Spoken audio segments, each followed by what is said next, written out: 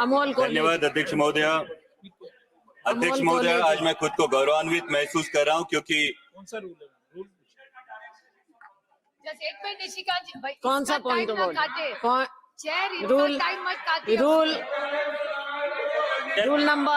Rule number निकालिए। Speaker का direction. 1 minute. ये कुछ भी टाइम पास है। Yes, okay, thank you. 115। हाँ, ठीक है।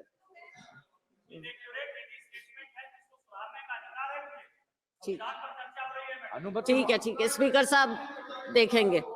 आइए, अमोल कॉलेज। धन्यवाद अध्यक्ष महोदय। अमोल कॉलेज, स्पीकर साहब देख लेंगे जो आपने कहा है।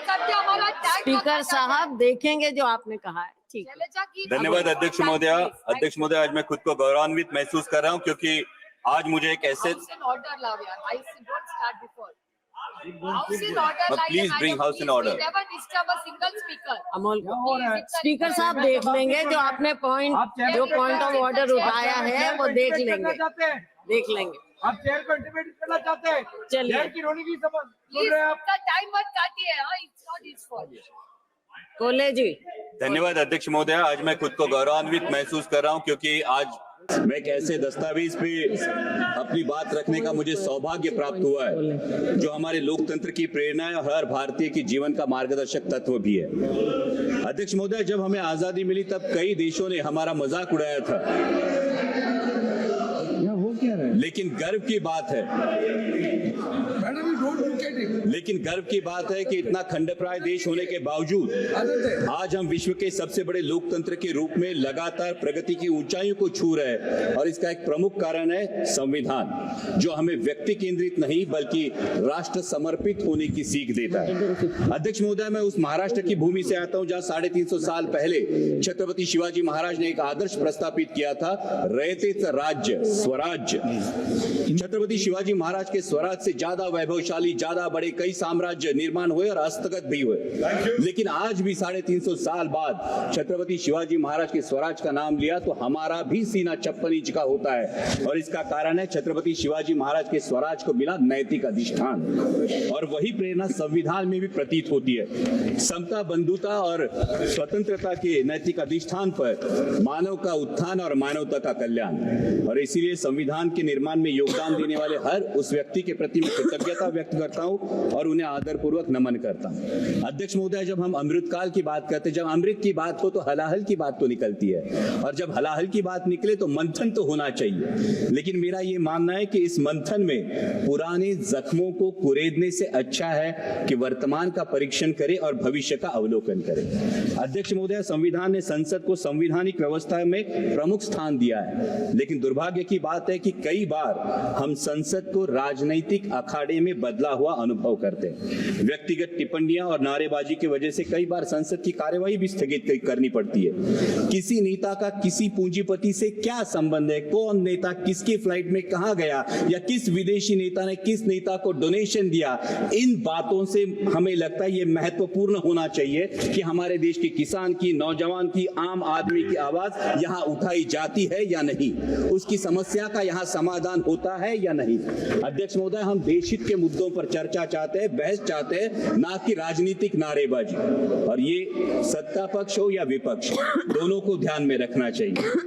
अध्यक्ष महोदय, संविधान में सामाजिक, आर्थिक और राजनीतिक न्याय की बात की है। जब आर्थिक न्याय की बात हो तो हमें सोचना चाहिए कि क्या हम सही मायने में देश की जो सबसे बड़ी आबादी है उन किसानों को आर्थिक न्याय प्रदान कर सके। उनकी मेहनत का, उनकी फसल का क्या उन्हें सही दाम मिल पा रहा है? प्याज हो, सोयाबीन हो, दूध हो या कपास उत्पादक, किसी भी किसान से अगर आज हम पूछे कि वह आज की स्थिति में वो खेती आउट ऑफ चॉइस कर रहा है या आउट ऑफ कंपल्शन, ये तो मानना पड़ेगा, हर किसान को ये कहना पड़ेगा ये आउट ऑफ कंपल्शन उसे खेती करनी पड़ रही है, क्योंकि उसके पास दूसरा कोई चारा नहीं, रोजगार का दूसरा कोई जरिया नहीं है। सरकार किसान सम्मान जैसी योजनाएं तो लाती है, लेकिन किसान का असली सम्मान तभी होगा जब उसकी फसल को सही दाम मिलेगा। किसानों के हित में देश की इंपोर्ट और एक्सपोर्ट पॉलिसीज बनाई जाएंगी। जो आर्थिक न्याय की बात किसानों को लागू होती है, वही बात देश के नौजवानों को भी लागू होती है। संविधान में गरिमापूर्ण जीवन की बात की गई है, लेकिन हर इंटरव्यू की लाइन में खड़े हुए नौजवान युवकों की भीड़ देखे या प्यून की नौकरी के लिए पीएचडी के छात्र कतार में खड़े देखे तो हम ये सोचने पर मजबूर हो जाते हैं कि क्या देश के भविष्य को हम गरिमापूर्ण जीवन दे रहे हैं? क्या उनकी शिक्षा के अनुसार उन्हें आर्थिक न्याय दे पा रहे हैं? अध्यक्ष महोदय, जब सरकार कहती है कि वो 80 करोड़ देशवासियों को मुफ्त में राशन देती है, इसके अभिनंदन के साथ ही हमें अंतर्मुख होकर यह भी विचार करना होगा कि आजादी के 75 वर्षों बाद भी अगर 80 करोड़ देशवासियों को मुफ्त में राशन देना पड़े तो क्या यह उपलब्धि है या विफलता? क्योंकि जनता मुफ्त का राशन नहीं बल्कि हक का रोजगार मांग रही है, और मुफ्त के राशन से गरिमा नहीं बढ़ती, हक के सम्मानजनक कमाई से बढ़ती है। अध्यक्ष महोदय, जब सामाजिक न्याय की बात आती है तो हमें ध्यान रखना चाहिए कि हमारा धार्मिक ग्रंथ, चाहे जो भी हो, वो गीता हो, बाइबल हो, कुरान शरीफ हो या गुरु ग्रंथ साहिब हो, उसे हमें दिल में रखना जरूर है, लेकिन दिमाग में सबसे पवित्र राष्ट्रीय ग्रंथ संविधान को रखना होगा। हिंदू, मुसलमान, सिख, ईसाई कोई भी हो, वो दहलीज के अंदर, लेकिन दहलीज के बाहर कदम रखते ही उसे सिर्फ और सिर्फ भारतीय बनना होगा। तभी तो संविधान के धर्म निरपेक्षता के तत्व का सम्मान होगा। किसी मस्जिद के नीचे क्या है या मंदिर के पीछे क्या है, इस चर्चा में जाने वाला न्यायपालिका, मीडिया तथा सरकार का वक्त अगर राष्ट्र निर्माण और देशवासियों की प्राथमिकता के लिए सदुपयोग में लाया जाएगा तो इसमें देश का हित होगा। अध्यक्ष महोदय, हमारा संविधान हमें असहमति की भी अनुमति देता है, लेकिन वर्तमान में कुछ तत्व सरकार से असहमति रखने वालों को देशद्रोही करार देने लगते हैं। अध्यक्ष महोदय, क्या ये असहमति के तत्व का सम्मान है? देश को आजाद कराने वाले सत्याग्रहियों और क्रांतिकारियों के बीच भी आजादी के मार्ग को लेकर असहमति जरूर थी, लेकिन दोनों का मकसद एक ही था, देश की आजादी। और इसी प्रकार आजाद भारत में भी असहमति का मकसद एक ही होना चाहिए, वो है देश हित। अध्यक्ष महोदय, डॉक्टर बाबा साहेब आंबेडकर ने कहा था कि संविधान मात्र एक कानूनी दस्तावेज नहीं है बल्कि हमारे जीवन का सारथी है। लेकिन आज हमारी शिक्षा प्रणाली में नागरिक शास्त्र का अध्ययन महज 20 मार्क के लिए होता है, महज 20 मार्कों के लिए। और शालेय शिक्षा के बाद तो जैसे आम नागरिक का नागरिक शास्त्र से हाथ ही छूट जाता है। आज हम देख रहे हैं कि शहरी आबादी लगातार बढ़ती जा रही है, लेकिन शहरों में वोटिंग परसेंटेज लगातार घटता जा रहा है। कई मतदाताओं तो ये तक पता नहीं होता कि स्थानिक स्वराज्य संस्थाओं का काम क्या है, विधानसभा का काम क्या है और संसद का काम क्या है। और ये भी वास्तविकता है कि कई बार मतदान जाति के आधार पर होता है या फिर धर्म के आधार पर होता है। इस स्थिति से उभरने के लिए हमें नींव मजबूत करनी होगी, न कि सिर्फ स्कूलों में बल्कि कॉलेजों में, कॉर्पोरेट में, कंपनियों में संविधान के प्रति सजगता के लिए हमें ठोस कार्यक्रम के बारे में सोचना होगा। और अध्यक्ष महोदय, अंत में मैं बात करूंगा राजनीतिक न्याय की। हमारे संविधान ने एक व्यक्ति एक वोट का अंगीकार किया है, और यह संविधान की खूबसूरती है कि देश की झुग्गी झोपड़ी में बसने वाले एक सामान्य देशवासी को भी एक मत का अधिकार है, और देश के आदरणीय प्रधानमंत्री जी को भी एक ही मत का अधिकार है। और इसलिए मैं मानता हूं कि हमारा वोट ये सिर्फ संविधान ने दिया हुआ अधिकार नहीं, ये हमें दिया हुआ एक बेशकीमती उपहार है। लेकिन अध्यक्ष महोदय, अगर हमारी कोई बेशकीमती चीज अगर खो जाती है या चोरी हो जाती है तो हम क्या करते हैं? हम शिकायत करते हैं। और अगर दरोगा कहे कि चोरी हुई नहीं तो हम क्या करते हैं? फिर हम अपने आप से तहकीकात करने की कोशिश करते हैं, हम तफ्तीश करने की कोशिश करते हैं। लेकिन अध्यक्ष महोदय, महाराष्ट्र के विधानसभा चुनाव में कई मतदाताओं को आशंका है कि या तो उनका दिया हुआ वोट खो गया या फिर चोरी हो गया। लेकिन दरोगा ने कहा ऐसा कुछ नहीं हुआ। और इसलिए महाराष्ट्र, सर ये तो लोगों का कहना है, इसलिए महाराष्ट्र के सोलापुर जिले के मार्कंडवाड़ी के लोगों ने बैलेट पेपर पर यह जानने की कोशिश की कि उनका मत गया कहां, लेकिन प्रशासन ने इस पर रोक लगा दी। इन्होंने, मैं ये डिस्क्लेमर ही देता हूं, मैं ईवीएम से आया हूं, लेकिन जिन मतदाताओं की आशंका है उन मतदाताओं की बात यहां रखना मैं समझता हूं मेरा कर्तव्य है।